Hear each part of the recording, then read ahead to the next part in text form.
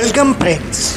আজকে ভিডিও শুরু করার আগে আপনাদের জন্য একটি সতর্কীকরণ বার্তা আছে। যাদের হৃদযন্ত্র যথেষ্ট সবল না, যারা মানসিকভাবে দুর্বল, যারা ভীতু, তারা অনুগ্রহ করে এই ভিডিওটা দেখবেন না। এই ভিডিওতে এমন কিছু দৃশ্য, এমন কিছু ঘটনার কথা বলা হবে যা ঐতিহাসিক, যা অবিশ্বাস্য, কিন্তু আসলে মানুষের বাঁচার লড়াই, মানুষের মোটিভেশন, বাঁচার জন্য মানুষ কি না করতে পারে। এখানে আমরা যাব আন্দিজ পর্বতের উপরে একটি বিমান দুর্ঘটনায়। 1972 সালে কিছু মানুষ আটকে পড়েছিলেন, তাদেরকে উদ্ধার করা ছিল না। তারা প্রায় 2 মাস সেই নির্জন বরফের দেশে ছিলেন, যেখানে কোনো সবুজ নেই, যেখানে কোনো খাদ্য নেই, যেখানে কোনো পশু নেই, যেখানে শুধু বরফ আর বরফ। সেখানে তারা 2 মাস কীভাবে বেঁচেছিলেন সেই রোমহর্ষক কাহিনী আমরা আজকে বলবো।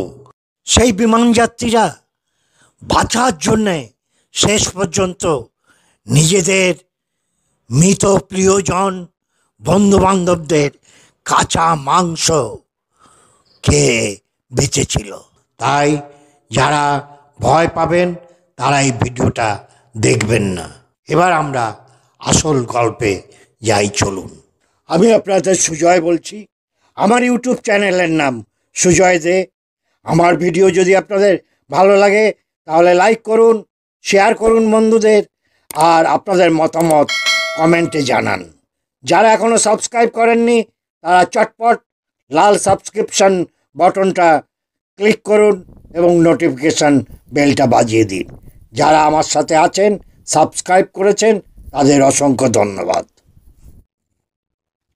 আমরা চলে যাব 1972 সালের 12 অক্টোবর। দক্ষিণ আমেরিকার পূর্ব দিকে উরুগুয়ের একটা রাগবি টিম, তারা একটা ফ্রেন্ডলি ম্যাচ খেলতে দক্ষিণ আমেরিকার পশ্চিম দিকে চিলিতে যাবে। এই রাস্তাটা হচ্ছে উরুগুয়ের থেকে চিলি সান্টিয়াগো মাত্র 3 ঘন্টার বিমানে যাত্রাপথ। 12 তারিখ ঝলমলে এক দুপুরে 19 জন রাগবি প্লেয়ার, তাদের বন্ধু, আত্মীয় স্বজন মিলে 40 জন এবং ক্রু পার্সোনেল 5 জন, টোটাল 45 জন বিমানের যাত্রী ছিলেন। তারা রওনা দিলেন। কিন্তু 12 তারিখ কিছুটা যাবার পরে মনে হলো আবহাওয়াটা তত ভালো না, অতএব পাইলট ওদিন আর যাওয়ার ঝুঁকি নিল না। আর্জেন্টিনিয়াতে সেই রাত্রিটা তারা প্লেনটা নামিয়ে নিল, সেখানে তারা রাত্রি বাস করল। পরের দিন ঝলমলে দিন, আবার তারা আর্জেন্টিনিয়া থেকে চিলির উদ্দেশ্যে অল্প একটু রাস্তা যাওয়া শুরু করলো। হঠাৎ কিছুক্ষণ বাদে আবহাওয়া ভীষণ খারাপ হয়ে এলো। মেঘলা আকাশ, কিছু দেখা যাচ্ছে না, এরকম একটা অবস্থা। খুব সাবধানে পাইলট প্লেনটা চালাচ্ছেন। সবাই একটু চিন্তিত, একটা আতঙ্ক রয়েছে যাত্রীদের ভিতর। যাত্রীরা সবাই তরুণ তত্তাজা, সব হাড্ডা গাড্ডা রাগবি প্লেয়ার, তাদের বন্ধু বান্ধবী সবাই যুবক যুবতী। হঠাৎ আবহাওয়া পরিষ্কার হয়ে গেল, সবাই খুব খুশি। কিন্তু বিপদ বাঁধল। পাইলট এই আবহাওয়া পরিষ্কার হওয়ার পরেই প্লেনটা এমন একটা জায়গায় পাইলট দেখতে পেল সামনে একটা বিশাল পাহাড়ের শৃঙ্গ। এবার ওই অবস্থায় চললে তো সরাসরি যে কোলাইড হয়ে যাবে ওই শৃঙ্গের সাথে। তখনও পাইলট চেষ্টা করছে যতটা ওটাকে আরও উপরের অল্টিটিউডে বিমানটাকে নিয়ে যাওয়া যায়, কিন্তু সবটা পারল না। দেখা গেল প্লেনের লেজের অংশ এবং 2টো ডানার অনেকটাই ভেঙে গেল, তার সাথে কিছু মানুষ উড়ে গেল। তারপরে প্লেনের সামনের অংশটা, সেটা ভীষণ গতিতে একটা হিমবাহের উপর ঘষ্টাতে ঘষ্টাতে এসে একটা জায়গায় দাঁড়িয়ে গেল পাহাড়ের উপর। তারপরে যখন সবাইকে বের করা হলো, তারা বেরোলো বিমান থেকে, ভাঙা অংশ থেকে, তখন দেখা গেল ৪৫ জন যাত্রীর ভিতর ৩৩ জন রয়েছেন। তার ভিতর অনেকেই ভীষণভাবে জখম, খুব খারাপ অবস্থা। তারপরে যারা একটু সুস্থ ছিল, ২জন মেডিকেল স্টুডেন্টও ছিল, তারা তাদের সেবা যত্ন করতে লাগলো। বিমানটা যে জায়গায় পড়েছে তার দিকে শুধু বরফ আর বরফ, ধুধু করছে বরফ, সাদা ধবধবে বরফ। ঘণ্টাখানেকের ভিতরেই চিলি সরকার জানতে পারল এই দুর্ঘটনার কথা। রেস্কিউ হেলিকপ্টার, প্লেন চলে এলো। তারা অ্যান্ডিস পর্বতের আনুমানিক অঞ্চলে তারা খোঁজ খবর করতে লাগলো, কিন্তু সেদিন সন্ধে হয়ে যাওয়ায় তারা কিছু করতে পারল না। পরের দিন উরুগুয়ে, আর্জেন্টিনা এবং চিলি, ৩ দেশের অনেকগুলি বিমান এবং হেলিকপ্টার আন্ডিজ পর্বতমালার উপরে ছানবিন করতে শুরু করলো। কিন্তু সমস্যা হলো যে উরুগুয়ে যে ফ্লাইট 571 এয়ারফোর্সের ছিল, সেটা ছিল সাদা রঙের, আর চারদিকের বরফ ছিল ধবধবে সাদা, আর সূর্যের আলো করে সব কিছু একেবারে সাদা চকচকে হয়ে গেছে দিনের আলোয়। যার ফলে প্লেন থেকে বিমানটাকে কিছুতেই আইডেন্টিফাই করতে পারছে না, এবং যাত্রীদেরও কিছু দেখতে পাচ্ছে না। যাত্রীরা দেখতে পাচ্ছে প্লেন যে বা হেলিকপ্টারকে, তারা চেষ্টা করছে শব্দ করে হাত নাড়িয়ে তাদের সিগন্যাল দিতে, কিন্তু প্লেন থেকে তারা কিছুই দেখতে পাচ্ছে না। এভাবে চলছে কয়েকদিন। উদ্ধার কার্যর চেষ্টা হলো, তারপরে কিছু না পাওয়াতে 3টি দেশই ঘোষণা করে দিল যে উদ্ধার কার্যকে বন্ধ করে দেওয়া হলো, রেস্কিউ অপারেশন, এবং ধরে নেওয়া হলো কেউ আর জীবিত নেই।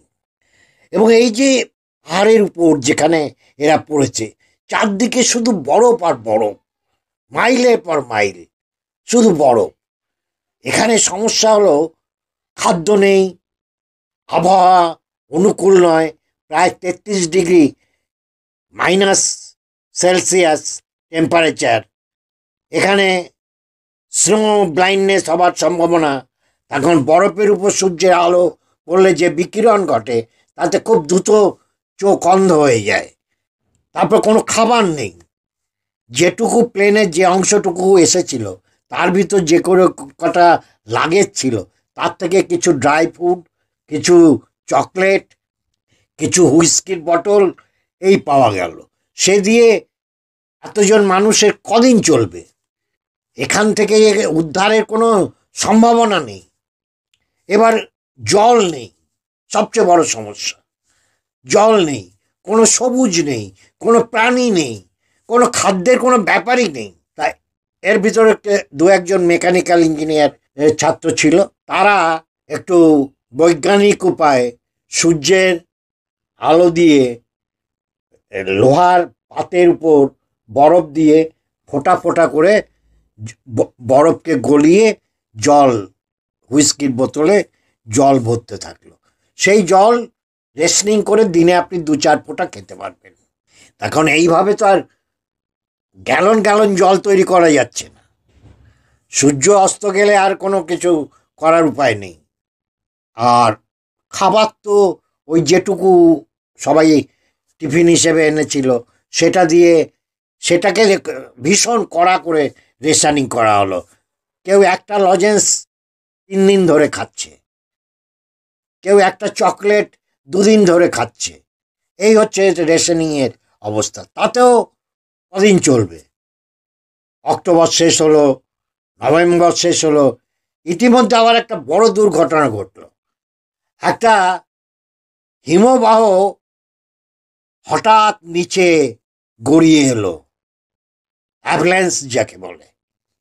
এসে প্লেনের যে অংশটা, সামনের যে অংশটা, কেবিনটা ছিল, যার ভিতর এরা মোটামুটি জড়সড় হয়ে এরা রাত্রিবাস করছিল, সেই অংশটার উপর একটা বরফের পাহাড় এসে পড়ল। পুরো ওই প্লেনের সামনের অংশটা পুরো বরফে ঢেকে গেল, কোনো অক্সিজেন আর পাওয়া যাচ্ছে না। সেটাকে ফুটো টুটো করে, বরফ ফুটো করে, অনেক কষ্ট করে অক্সিজেনের ব্যবস্থা করা হলো। তারপর সূর্য উঠলো, বরফ গলতে শুরু করলো, ওদের প্লেনের সামনের অংশটা পরিষ্কার হলো। ওরা ওই প্লেনের সামনের অংশটাতে সুটকেস চারপাশে দিয়ে ঢেকে টেকে এমন করে রেখেছে যাতে রাত্রিবাসটা করা যায়। এখন নিজেরা তো উদ্ধার হওয়া যাবে না, চারদিকে শুধু বরফ, কোথায় ওরা যাবে? হেঁটে হেঁটে কোথায় কত দূর যেতে পারবে? কোনো উপায় নেই। এই করতে করতে দেখা গেল ওরা শেষকালে আর মাত্র বেঁচে আছে 16 জন। এমন একটা অবস্থা এলো যখন ওদের কাছে আর কোনো খাবারই নেই, আর ওই বরফের দেশে কোনো সবুজ নেই, কোনো প্রাণী নেই, তা আপনি কি খাবেন? কিন্তু লোকগুলো অদম্য বাঁচার লড়াই, অদম্য বাঁচার ইচ্ছা, যেমন করে হোক বাঁচতে হবে। দু একজন প্রস্তাব দিল, যখন কোনো উপায় নেই তাহলে যে সমস্ত ডেড বডিগুলো রয়েছে আমাদের আপনজনদের, তাদের মাংসই, অর্থাৎ ক্যানাবিলিজম, নরমাংসই খেতে হবে, এছাড়া তো কোনো উপায় নেই, বেঁচে থাকতে হবে। তার আগে ওরা অন্য চেষ্টাও করেছিল, প্লেনের সিট, প্লেনের স্পঞ্জ এসব খাওয়ার চেষ্টা করেছিল। দেখলো খেয়ে আরও শরীর অসুস্থ হচ্ছে, আরও বিপদ ঘটছে। তখন অনেকে প্রথমে একটু অনীহা, সংশয়, ধর্মীয় সংস্কার, নানা কিছু কাজ করছিল। কিন্তু একটা সুবিধা কি, যে ডেড বডিগুলো ওখানে পড়েছিল ওদের এই বন্ধু বান্ধবদের বা পরবর্তীকালে যারা মারা গেছে, এত বরফ, ওই টেম্পারেচারে বডি কোনো নষ্ট হচ্ছে না, বডিগুলো একেবারে ফ্রেশ থাকছে। অতএব আর কোনো উপায় নেই, 1 মাসের উপর 1.5 মাস প্রায় হয়ে গেছে। ওরা তখন বাধ্য হলো ডেড বডিগুলো পিস পিস করে ডেড বডি খেয়ে দিন যাপন করতে। এদের মধ্যে 2 জন, প্যারোডা আর ক্যানিসা, এরা 2 জন খুব হাড্ডা গোড্ডা, সাহসী, বুদ্ধিমান, অনেকটা সুস্থ যুবক ছিল। তারা বললে এভাবে তো আর কোনো লাভ নেই, একটা শেষ চেষ্টা করতে হবে। তখন সবাই ওদের বলল, ওদের দুজনকে সবাই সিলেক্ট করলো যে তোমাদের 2 জনকে অনেক করে আমাদের থেকে রেশন আমাদের দিচ্ছি, আমাদের বেশি খাবার দিচ্ছি, যা আমরা খাচ্ছি আমাদের ভাগ কম রেখে তোমরা 2 জনে ট্রেকিংয়ে এগিয়ে চলো, দেখো কোনো সবুজ প্রান্তর, কোনো জনবসতি দেখা যায় কিনা। তখন প্যারোডা আর ক্যানেসা, এরা 2 জন প্রায় 800 মিটার, মানে প্রায় 2500 ফুট উচ্চতায় ওরা আরও ট্রেকিং করে উপরে উঠে গেল। এই ট্রেকিং করে উপরে ওঠার পরে ওরা দেখতে পেল পূব দিকে একটা নদীর রেখা নেমে গেছে, এবং মনে হচ্ছে যেন একটা সবুজের আভা, মানে ডাউন হিল, একটা নদীর নিচের দিকে নেমে গেছে। ওরা তখন ভাবলো এই পথ ধরেই আমাদের এগিয়ে যেতে হবে। সেটা প্রায় 60 কিলোমিটার রাস্তা। প্যারোডা এবং ক্যানেসা মনের জোরকে সঞ্চয় করে নদী বরাবর, ওই যে পাহাড়ি নদী নেমে গেছে সেই নদী বরাবর চলে যেতে থাকলো। যেতে যেতে ওরা একটা জায়গায় এসে পৌঁছালো, একটা নদীর পাড়ে এসে পৌঁছালো যেখানে অনেক সবুজ টবুজ আছে।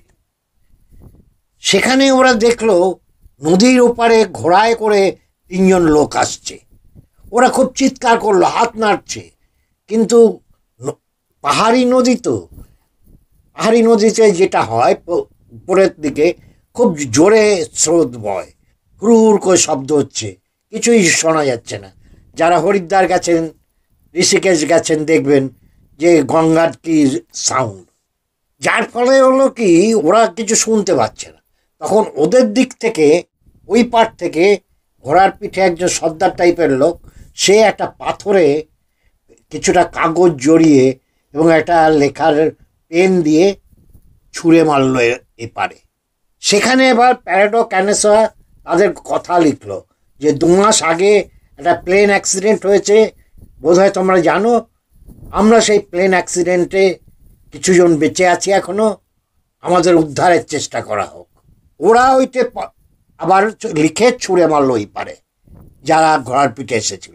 তারা ওটা পেয়ে পড়লো, নিজেরা বললো হ্যাঁ আমরা তো শুনেছিলাম একটা বিমান এরকম হারিয়ে গেছে, অ্যাক্সিডেন্ট হয়েছিল, তার কোনো খোঁজ পাওয়া যায়নি। এরাই বোধহয় তারা। সর্দার হাতের ইশারায় বলল টুমরো, অর্থাৎ কালকে আসছি। এবার ওরা ঘোড়ার পিঠে চলে শহরের দিকে চলছে।